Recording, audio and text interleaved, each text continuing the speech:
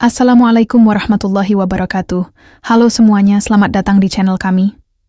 Hari ini aku akan menceritakan satu kisah yang menarik. Cerita ini penuh makna dan mungkin bisa menjadi inspirasi bagi kita semua. Jangan lupa like, komen, dan subscribe. Siapkan hati, nyalakan imajinasi. Mari, kita mulai ceritanya. Bule Jepang ini lebih memilih tukang cleaning service daripada CEO perusahaannya. Jam di tanganku menunjukkan pukul 07.58 pagi. Masih 2 menit sebelum jam masuk kantor. Seperti biasa, aku berjalan cepat melewati lorong lantai 2 menuju ruang kerjaku. Beberapa karyawan baru mulai berdatangan. Aku mengangguk sekilas, sekadar basa-basi. Tidak banyak yang berani menyapaku duluan. Mungkin karena wajahku memang terlalu kaku. Atau karena aku CEO, dan mereka hanya ingin menjaga jarak aman. Begitu membuka pintu ruanganku, aroma kopi pagi sudah menunggu. Hana, manajer operasional yang pindah dari cabang Jepang 1 tahun lalu itu, selalu datang lebih awal dan menyiapkan minuman. Aku tidak pernah memintanya, tapi dia tetap melakukannya. "Selamat pagi, Pak Faiz," ucap Hana sambil menaruh map laporan di mejaku. Senyumnya ringan, tidak dibuat-buat. "Terima kasih, Hana." Aku mengangguk, lalu duduk. Mataku mengikuti langkahnya, keluar ruangan. Langsing, rapi, dan tenang. Dulu aku pikir dia hanya akan jadi staf biasa. Tapi perempuan itu punya disiplin kerja luar biasa. Dia tidak pernah terlambat, tidak pernah mengeluh. Dan yang paling menonjol, dia memperlakukan semua orang dengan sopan, termasuk orang yang bahkan tidak pernah dipandang oleh sebagian besar staf. Seperti Aziz, tukang bersih-bersih yang selalu mondar-mandir membawa alat pel. Aku pernah melihatnya berbicara dengan Aziz di lorong, tertawa kecil. Sesekali menawarkan teh. Awalnya kupikir itu hanya bentuk keramahan profesional. Tapi belakangan ini, terlalu sering, terlalu nyaman. Dan entah kenapa, aku tidak suka melihat itu. Hana kantor di Jakarta jauh lebih panas daripada kantor. Lama di Osaka, tapi suasananya lebih hidup. Aku menyukai tempat ini. Tidak mewah, tapi penuh ritme kerja yang menantang. Setiap pagi, sebelum jam kerja dimulai, aku biasa mengelilingi beberapa ruangan untuk memastikan semua sistem berjalan. Printer, aci, meja rapat. Semua harus bersih dan siap pakai. Kebetulan, aku sering bertemu Aziz di jam-jam seperti ini. "Pagi, Pak Aziz," sapaku pagi itu. Aziz menghentikan pekerjaannya, menoleh padaku sambil tersenyum. "Selamat pagi, Bu Hana," jawabnya sambil berdiri tegak. "Maaf ya, ini lantainya baru saya pel, hati-hati licin." Suaranya selalu sopan. Sikapnya tidak pernah berlebihan, tapi hangat. Ia tidak pernah curhat, tidak pernah mencari perhatian. Tapi entah kenapa, justru itu yang membuatku merasa nyaman. Ada ketenangan dalam cara dia menyapu debu di sela-sela rak. Aku pernah diam-diam bertanya ke bagian HR. Katanya, "Aziz bekerja di sini sudah lebih dari 5 tahun. Tidak pernah terlambat. Tidak pernah ada catatan pelanggaran. Tapi hidupnya sangat sederhana. Pulang pergi naik sepeda, tinggal di rumah kontrakan kecil. Mungkin itu sebabnya banyak yang menganggapnya biasa saja. Tapi bagiku, dia tidak biasa. Azizaku bukan orang penting di kantor ini. Tugasku sederhana, membersihkan lantai, membuang sampah, merapikan meja rapat. Tapi aku menyukainya. Ada rasa tenang saat melihat ruangan yang semula berantakan jadi rapi kembali. Seolah, walau kecil, ada hasil nyata dari pekerjaanku. Pagi ini aku lebih cepat datang. Lantai 2 masih sepi. Saat sedang mengepel depan ruang manajer, pintu terbuka. Hana keluar dengan map di tangan. "Pagi, Pak Aziz." Sapanya seperti biasa. Wajahnya cerah. Aku tersenyum, menunduk sedikit. "Pagi, Bu." Dia berjalan perlahan, menghindari bagian lantai yang masih basah. Tidak seperti yang lain, Hana tidak pernah bersikap merendahkan. Bahkan, dia sering menyapaku lebih dulu. Beberapa kali dia menawarkan teh. Awalnya aku menolak karena sungkan, tapi dia tetap membawakannya ke ruang pantry. Katanya, Tidak semua yang bekerja keras pakai dasi. Kata-kata itu menempel di kepalaku sampai sekarang. Faiz yang itu, saat melewati ruang pantry, aku melihat mereka duduk berdua. Hana dengan mug teh di tangannya, Aziz dengan senyum kecil yang terlihat canggung. Mereka tidak menyadari aku lewat, tapi cukup untuk membuat dadaku terasa sesak. Dia hanya cleaning service. Apa yang bisa dibanggakan darinya? Aku kembali ke ruanganku dan menatap layar laptop. Tapi fokusku sudah hilang. Aku tidak pernah memikirkan perempuan manapun sejak istriku meninggal 3 tahun lalu. Tapi Hana berbeda. Dia membawa kehidupan kembali ke kantor ini dan ke ruang hatiku yang sudah lama kosong. Tapi sekarang, ada orang lain yang berdiri di tempat yang seharusnya menjadi milikku. Dan itu mulai mengganggu. Aku tidak pernah makan di kantin kantor. Biasanya, makan siang dibawakan langsung ke ruang kerja oleh staf pantry. Tapi hari itu, entah kenapa, aku ingin turun. Bukan karena ingin mencoba menu kantin, tapi karena rasa penasaran yang makin hari makin mengganggu.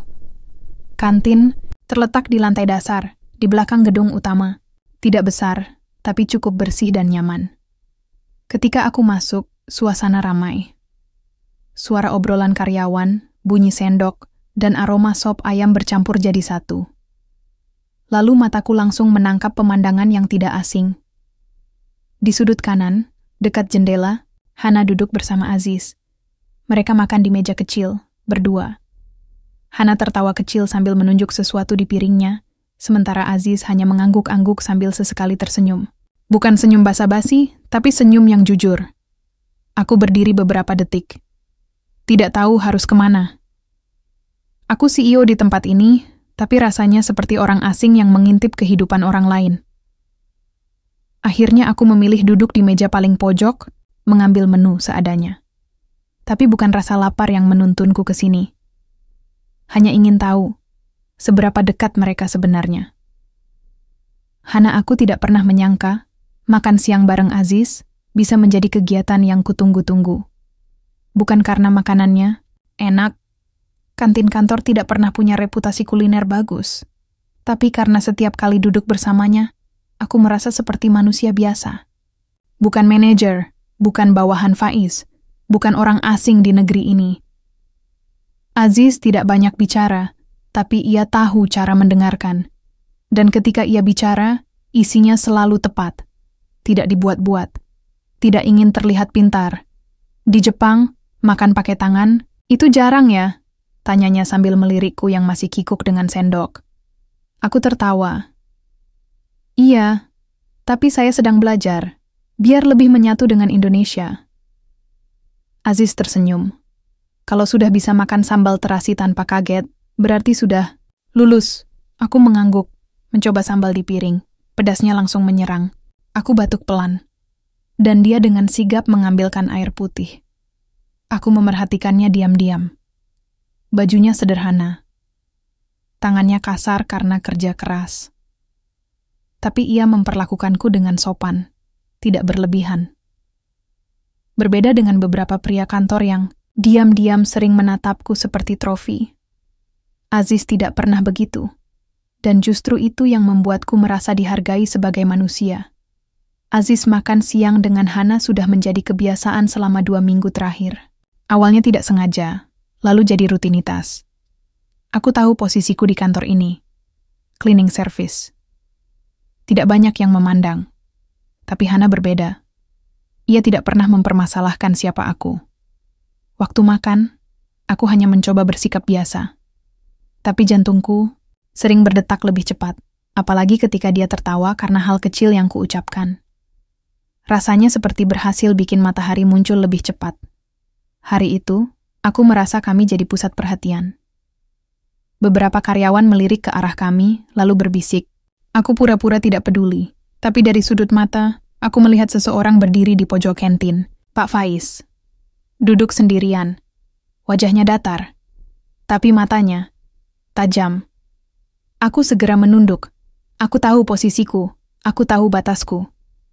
Tapi, entah kenapa, untuk pertama kalinya, aku merasa ingin melangkah sedikit lebih jauh dari batas itu. Faiz sore harinya, aku memanggil Hana ke ruanganku. Bukan karena laporan bulanan, tapi karena ingin memastikan sesuatu. Hana, saya dengar kamu sering makan siang sama Aziz. Kataku sambil membuka laptop, pura-pura fokus ke layar. Hana tidak tampak terkejut. Iya Pak, kami sering ketemu di kantin, jadi sekalian makan bareng. Aku menatapnya. Kamu nyaman ngobrol sama dia? Dia mengangguk. Sangat. Aku diam sebentar. Kamu tahu siapa Aziz kan? Hana tersenyum kecil. Tahu Pak, dia tukang bersih-bersih yang pekerja keras, jujur, dan tidak suka pamer. Jawaban itu membuatku kehilangan kata. Aku ingin bilang bahwa Aziz bukan levelnya, bahwa dia hanya pegawai rendahan yang hidup pas-pasan. Tapi aku tahu, Hana bukan perempuan yang bisa dibujuk dengan jabatan atau gaji. Aku menahan napas. Hati-hati Hana. Kantor ini penuh omongan. Dia menatapku serius. Saya tidak peduli omongan, Pak. Saya hanya peduli siapa dia sebenarnya. Aziz, hari sudah malam saat aku pulang naik sepeda. Jalanan sepi, lampu-lampu toko mulai padam. Tapi pikiranku penuh. Aku tahu ini tidak akan mudah. Aku tahu Faiz melihat kami. Dan aku tahu, Hana terlalu istimewa untuk seseorang sepertiku. Tapi kalau ditanya apakah aku akan mundur? Tidak. Kalau dia menganggap aku pantas, maka aku harus pantas. Bukan karena ingin menyaingi siapa-siapa, tapi karena ingin membalas kepercayaan seorang perempuan yang memilih duduk bersamaku, walau bisa saja duduk di kursi eksekutif manapun. Aku selalu percaya bahwa kekuasaan di kantor bisa mengatur segalanya, tapi tidak untuk urusan hati. Dan itulah masalahnya. Pagi itu, aku mengadakan rapat divisi manajerial. Semua hadir, termasuk Hana. Tapi aku tidak bisa fokus. Beberapa kali aku menangkap pandangan Hana yang kosong, seolah pikirannya tidak sepenuhnya di ruang rapat. Dan entah kenapa, aku yakin itu karena Aziz. Setelah rapat selesai, aku tidak langsung kembali ke ruanganku. Aku duduk sebentar di ruang lounge, menyendiri. Kupandangi secangkir kopi yang sudah dingin. Sudah 2 minggu aku menahan diri. Tapi makin hari, perasaanku makin mengganggu. Aku duda. Sudah bertahun-tahun sendiri. Tidak punya anak. Dan ketika Hana datang ke perusahaan, entah kenapa, aku merasa ada cahaya baru. Ia muda, cerdas, sopan, dan bekerja dengan baik. Aku bahkan pernah membayangkan, mungkin kami bisa membangun keluarga. Tapi sekarang semua itu terasa seperti lelucon. Bukan karena dia menolak, tapi karena dia justru mendekat ke seseorang yang tidak pernah masuk dalam radar siapapun, Aziz, si tukang pel lantai. Aku menekan tombol intercom dan memanggil HR manager. Bu Rini, tolong temui saya sebentar. Beberapa menit kemudian, Bu Rini masuk dengan buku catatan di tangan. Saya ingin semua staf cleaning service diatur ulang penempatannya. Jangan ada yang terlalu lama di satu divisi. Dan pastikan Aziz tidak lagi bersih-bersih di lantai manajerial. Bu, Rini tampak bingung. Ada masalah, Pak? Aku mengangguk singkat. Aturan baru saja. Dia mengangguk patuh, lalu keluar. Aku tahu ini tidak elegan. Tapi ini caraku mempertahankan sesuatu yang mulai goyah. Aku tidak akan membiarkan Hana jatuh ke tangan orang yang bahkan tidak bisa membedakan dasi kerja dan dasi sekolah. Aziz, hari itu, aku dipanggil ke ruang HRD. Tidak biasanya. Biasanya aku cuma terima instruksi lewat WA grup tim cleaning. Bu Rini terlihat canggung. Aziz, mulai besok kamu dipindahkan ke area basement dan parkiran, bukan lagi lantai atas. Aku mengangguk pelan. Boleh tahu kenapa, Bu? Rotasi. Biasa. Jawabnya cepat. Tapi dari nada suaranya, aku tahu ini bukan hal biasa. Aku tidak banyak protes. Aku hanya pegawai kontrak. Kalau aku ribut, aku yang pertama ditendang keluar. Sore harinya, aku diam-diam naik ke lantai manajerial. Bukan untuk kerja, tapi ingin menyampaikan sesuatu. Aku menunggu Hana keluar dari ruangannya. Ketika dia muncul, aku menyapanya pelan. Hana, besok aku nggak bersihin lantai ini lagi. Aku dipindahkan ke area bawah. Dia mengerutkan kening. Kenapa? Aku menggeleng. Nggak tahu, mungkin karena terlalu sering senyum ke manajer. Dia tertawa kecil, tapi tawanya cepat hilang. Aziz, kamu yakin ini karena kita sering ngobrol? Aku tidak menjawab, tapi matanya sudah tahu jawabannya. Kalau kamu merasa harus menjauh, bilang saja. Aku bisa terima. Tapi kalau kamu pergi karena tekanan, itu lain cerita. Aku menarik napas panjang. Aku tidak lari, Hana. Aku hanya orang kecil yang tahu kapan harus menunduk. Tapi bukan berarti aku menyerah. Hana menatapku lama. Lalu berkata pelan, kalau kamu butuh bantuan, aku di sini. Hana, malam itu aku tidak bisa tidur. Kepalaku penuh pikiran. Semua terasa tidak adil. Aziz bukan orang yang salah, tapi dia yang harus mundur. Besok paginya aku langsung ke ruang HRD. Kutanya soal rotasi staf. Jawaban mereka sama, aturan baru. Tapi jelas-jelas ini arahan dari atas. Siapa? Lagi kalau bukan Faiz. Aku mengetuk pintu ruang CEO. Faiz duduk di belakang meja, seperti biasa. Rapi, tenang. Tapi tatapannya berubah saat melihatku masuk tanpa senyum. Pak Faiz, saya tahu ini keputusan Bapak. Kenapa Aziz dipindahkan? Dia menutup laptopnya. Hana, ini bukan urusan personal, hanya penataan kerja. Aku menatapnya tajam. Jangan meremehkan saya, Pak. Saya tahu ini karena kita dekat. Dia tidak menyangkal, hanya menatapku lama. Saya hanya khawatir kamu membuat keputusan yang tidak bijak. Aku berdiri tegak. Kalau saya memilih seseorang karena kejujurannya, ketulusan hatinya dan kerja kerasnya, apa itu keputusan yang tidak bijak? Dia tidak menjawab. Tapi aku tahu hatinya terbakar. Aku melihatnya di matanya. Aku berbalik. Pak Faiz, mulai hari ini saya tidak mau lihat siapapun diperlakukan seperti Aziz hanya karena dia bukan CEO. Faiz, aku tidak menyangka Hana akan bersikap sekeras itu. Kupikir dia akan bingung, lalu menjauh. Tapi dia malah semakin membela Aziz. Dan itu membuatku semakin marah. Aku merasa kalah, padahal aku punya segalanya. Tapi mungkin, justru karena aku punya segalanya, aku lupa bagaimana rasanya jadi orang yang diperjuangkan karena hati. 2 minggu aku membersihkan basement dan parkiran. Panas, pengap, kadang harus nyemprot oli yang bocor dari mobil-mobil mewah. Tapi aku tetap datang pagi-pagi, kerja seperti biasa. Tak ada waktu untuk ngeluh. Hidupku memang selalu seperti ini, kerja keras atau tidak makan. Sampai suatu hari, saat sedang menyapu dekat lift barang, datang seorang pria paruh baya berpakaian rapi.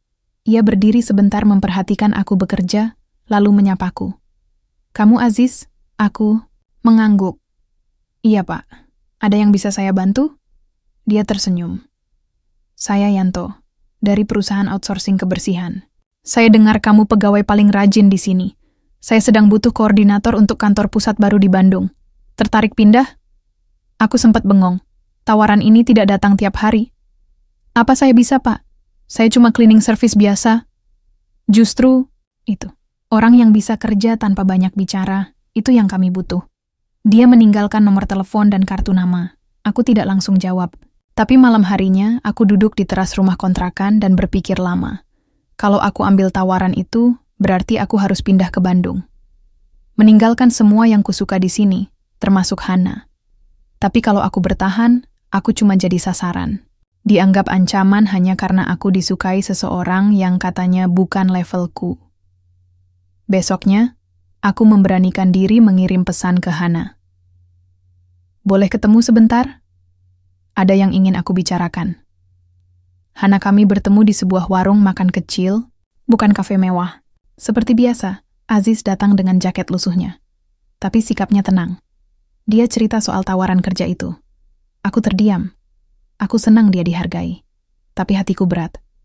Kamu mau ambil? Tanyaku pelan. Aziz menatapku. Belum tahu. Tapi rasanya, di sini aku tidak akan pernah benar-benar diterima. Aku menggenggam gelas teh. Aziz, kamu tidak perlu jadi orang lain untuk dihargai. Kamu sudah cukup. Dia hanya tersenyum kecil.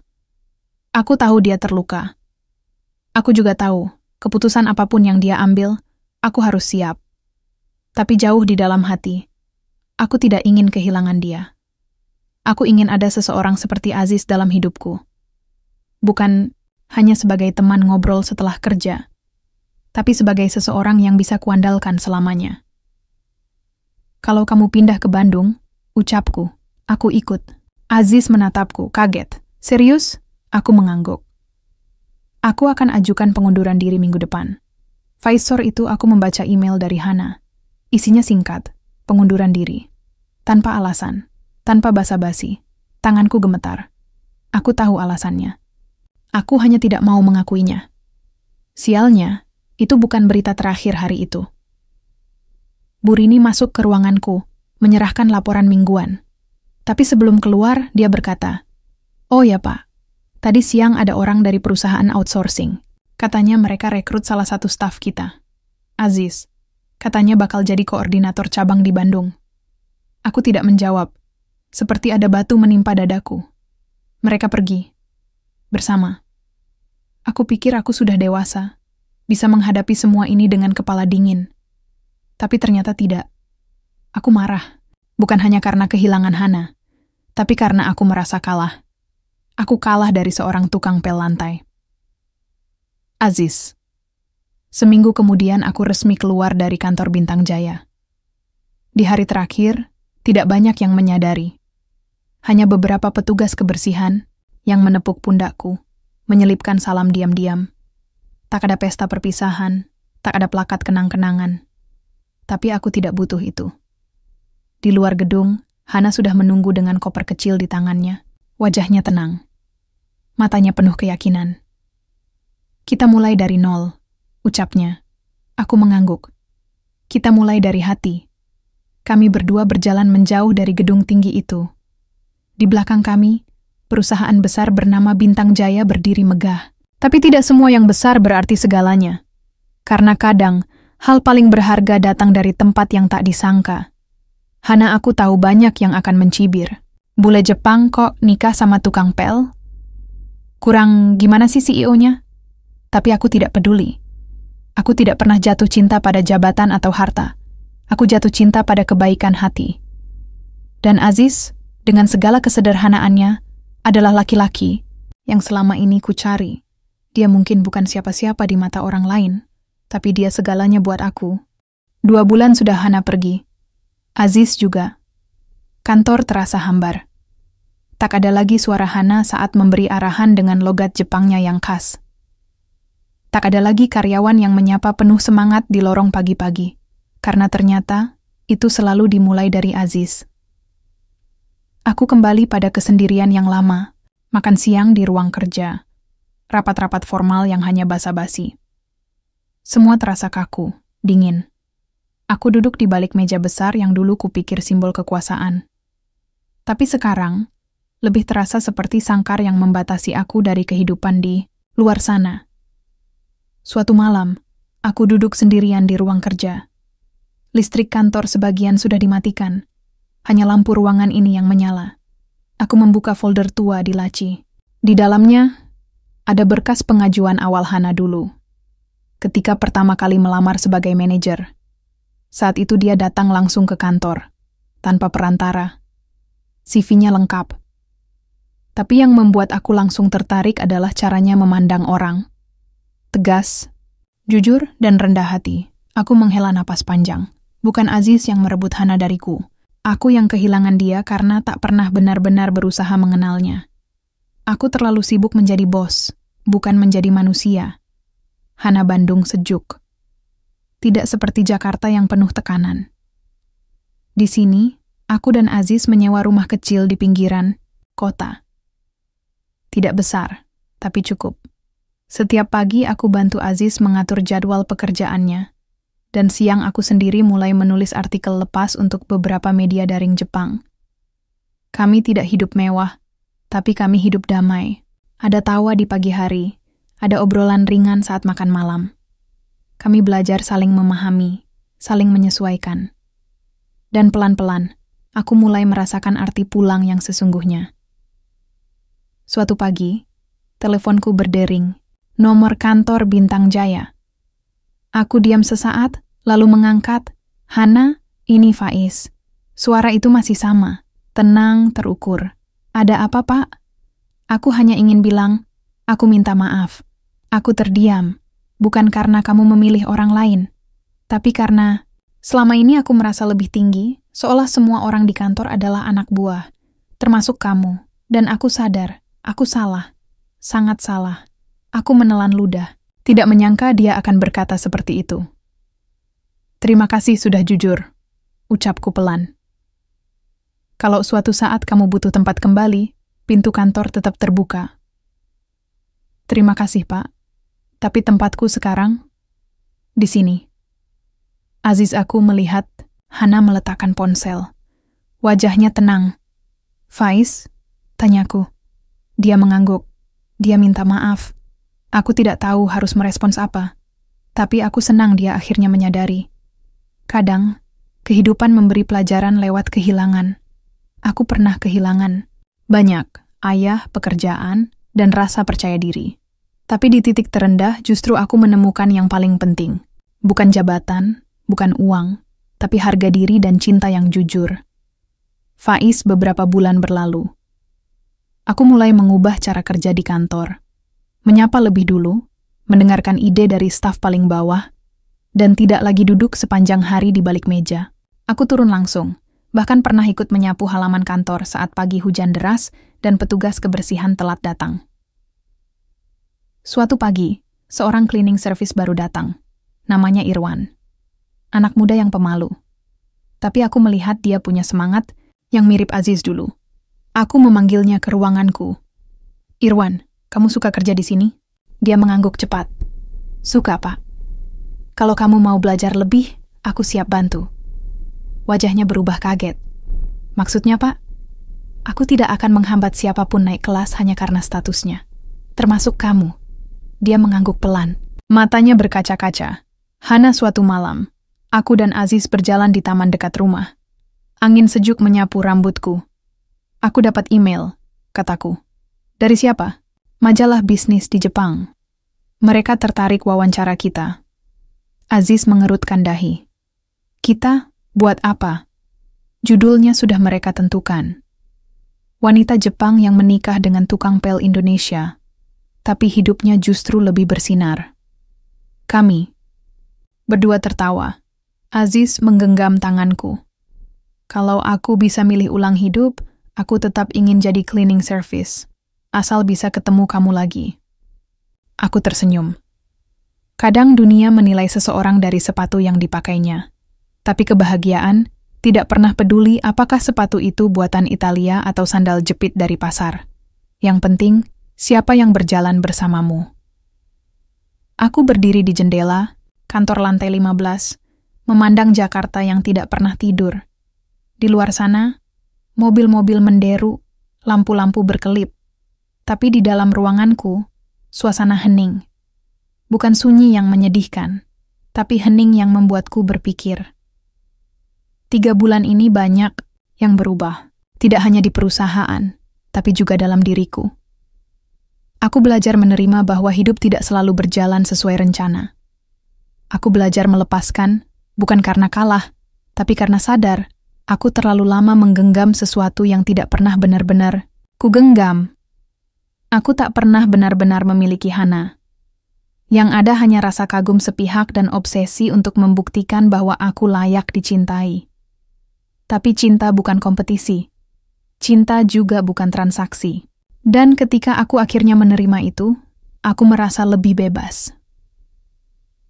Hari ini, kami akan mengadakan pelatihan khusus untuk seluruh staf, termasuk petugas cleaning service dan satpam. Semuanya duduk di ruangan pelatihan yang dulu hanya untuk manajer dan tim elit.